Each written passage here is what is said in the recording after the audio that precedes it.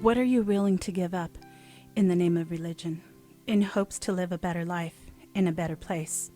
Brenda's parents gave up a good job, a house, and all family ties. So when I was about a year old, my parents joined the FLDS and moved us from California to Utah. And so the FLDS was all I ever knew. And it's a very secluded group. You only do with the people that are in the group. We didn't play with the neighbors much or anything. Because we joined, we didn't have family either, and so we were a lot more secluded than a lot of the people may have been.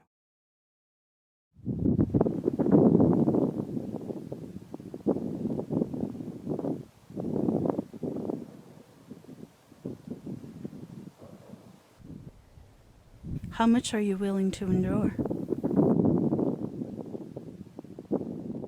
And then once I got married and had my own children, and things started getting a lot more restricted. And at one point they had us move to Las Vegas, and we lived there for about 5 years. The women and children were not supposed to go outside. You weren't supposed to be seen. As restricted as my childhood had been, it was nothing compared to what my children were going through. We were allowed to do so little. It's hard to keep children happy and busy inside the four walls of a house 24 hours a day. It started to be more and more of a struggle for me because I thought, this is no life for my children. How do you convince yourself to keep moving forward, to stay on the straight and narrow without question or hesitation? I watched my children be stripped of the joy of childhood. A lot of that I felt like, well, this is temporary. Any day now, we're all going to go to Zion and there'll be freedom. There won't be these restrictions. We have to have these restrictions because we're living around these wicked Gentiles. But when the edict came out that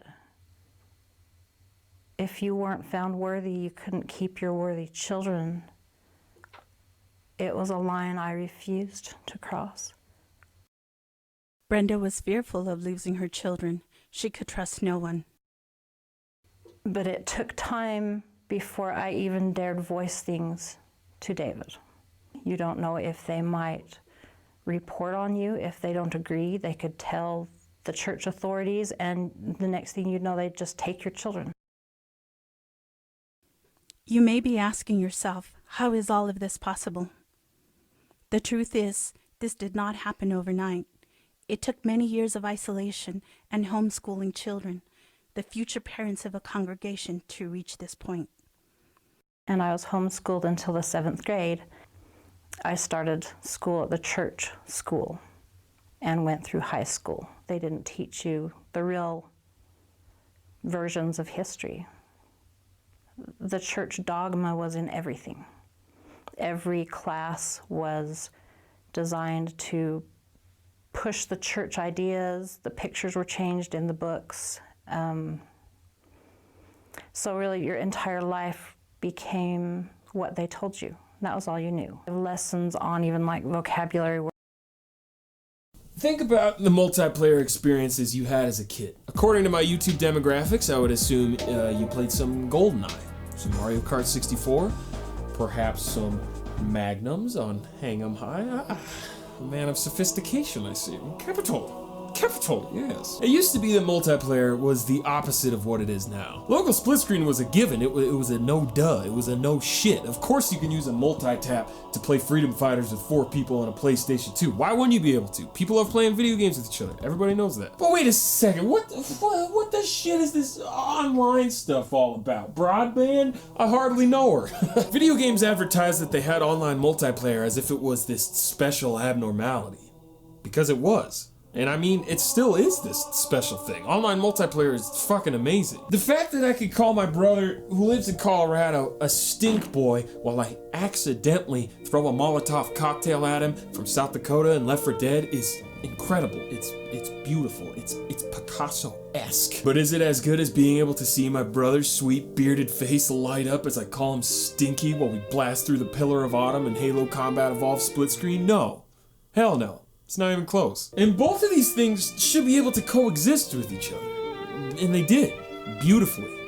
For a time. The generation of the PS3, 360, and Wii represented a time where local and online multiplayer lived in harmony. Because while online play was definitely becoming a very normal thing during this time, it was new enough that any game that had a multiplayer was still expected to have a split screen mode, just like the generation before. Yes, you could play through Resident Evil 5 online with your friend Ricky who lives in Tallahassee, but you can also play through Resident Evil 5 split screen co-op with your little brother who lives on the couch right next to you.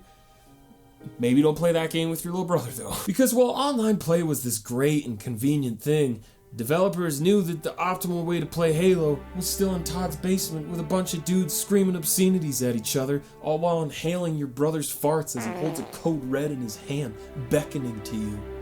Hey kid, cash. Okay, now let's fast forward to now, 2017 AD. How many AAA games do you know of that prioritize split screen on PS4 and Xbox One? Yes, you have the awesome indie games that encourage couch multiplayer like Helldivers, Towerfall, Rocket League, but what about Halo 5? Split screen? No. None whatsoever. After a long lineage of games that thrive on playing on a couch with each other, no split screen whatsoever. What about Overwatch in your dreams? Battlefield 1, a squad-based shooter that really rewards coordination and communication and would probably be amazing with some split screen co-op online? What? No. Hell no. What are you, stupid? What, you got dumb brain? Oh, you got bozo brain? Yeah, you got bozo brain for sure. But why? Why has there been this dramatic shift where the only way to play a game with another person is with 2 TVs, 2 consoles, 2 fucking PlayStation Plus memberships, and 2 copies of the same dumbass game? Well, 2 reasons. Focus and money. The focus, let's use these teraflops. Let's make the most beautiful piece of shit ever at 4K. Oh, you want to play with your friends because that's more important to you than the prettiest graphics possible? In your dreams, weeb. You know how hard it was to get this game to run with just one person playing it? But that's just the focus. Of course it's hard to make a game run well in 4-player split screen. It's why GoldenEye turns into a fucking PowerPoint presentation when you got chairs exploding, and Mario Kart 8 chops its frame rate in half when you got 4 people playing it. But if the gameplay is good enough, it shouldn't matter if the graphics have to take a dive. If your game still isn't fun when it doesn't look the fanciest it possibly can with all the particle effects and peen space reflections. House Speaker Nancy Pelosi joining me now. Madam Speaker, thank you very much for being with us. It's always a pleasure, always a pleasure, and this is a big day. Well, first of all, the breaking news. Wisconsin, battleground state, the convention, an enormous opportunity for Democrats, virtually, if not in person, and now Joe Biden is not going to Milwaukee. How much does this damage the campaign? Oh, I think that we're all learning this at the same time now, that he won't be there. But I think it's an indication of the seriousness with which he judges the situation. This pandemic is dangerous, and the increase in numbers just demands that we keep our distances. I commend him for doing that. It's going to be a great convention. People will see it virtually, and we're very proud of him. I think it's a great thing that he's doing this early enough so the rest of us now are told that we're not coming either, I guess, and we can all make our plans from around the country for a great American victory for Joe Biden as he is nominated for president. I also want to ask you about our reporting that the Republicans are also planning not to have the president leave Washington for his acceptance speech.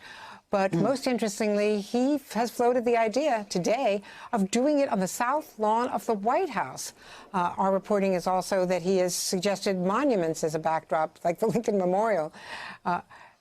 Is that appropriate?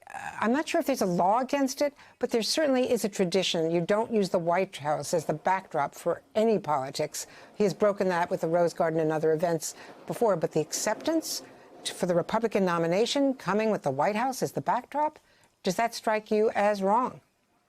Yeah, it's very wrong. Again, when we're in the capital of the United States under the dome, we have a very limited opportunity to reference anything political. And for the President of the United States to degrade, once again, the White House, as he has done over and over again, by saying he's going to completely politicize it, is something that should be rejected right out of hand. It's, again, notion-mongering, not serious thinking, and well, it won't happen, let's put it that way. Whether it's legally wrong or ethically out of the question, it shouldn't even been something that was expressed. Can you stop him? He can't do that. You can't do that. I mean, you would be very surprised, I think, at the fact that when you're at the White House, you're talking about policy and the rest. You're not talking politics. We never did. You would have a limited reference as it applied to our civic life as terms of politics, but you don't talk politics in the White House, and you don't talk politics under the dome of the Capitol, except perhaps a reference to it, but not an event. You don't have political events in the Capitol. You don't have political events in the White House. Well, I know that you and other members